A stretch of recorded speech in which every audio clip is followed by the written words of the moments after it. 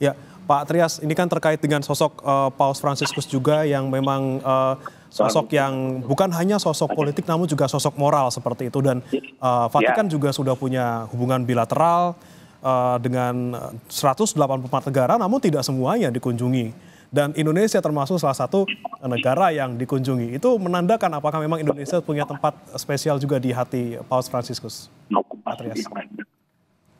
Apa maksudnya, Mas? Mohon maaf.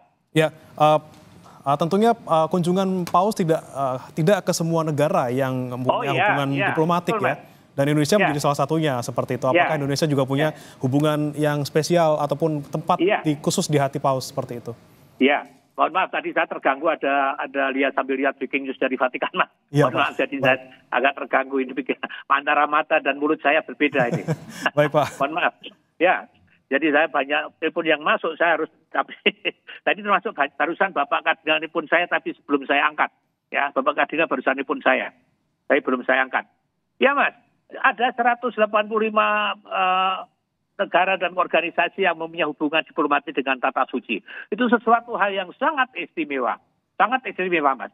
Karena jumlah anggota PBB kan berapa, 196 berapa, jadi sangat istimewa. Dan tentu tidak semua negara itu dikunjungi, Mas. Sangat tidak mungkin, ya. Tentu ada pertimbangan.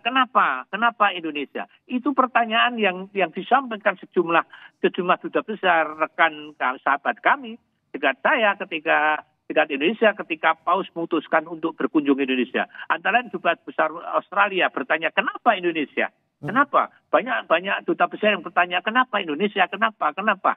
Itu pertanyaan yang why dan why itu yang akan muncul ketika itu. Dan saya katakan, kalau Anda tanya mengapa, yang paling tahu adalah Paus Fransiskus.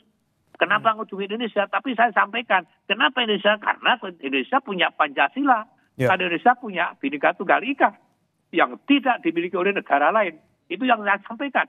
Karena apa? Karena Paus sangat mengagumi itu. Jadi saya rasa itu menjadi pilihan Paus. Indonesia adalah negara yang jumlah penduduknya sangat banyak, 280 berapa 7 juta. Kira-kira itu. Ya. Tapi Indonesia adalah negara yang mayoritas penduduknya Muslim.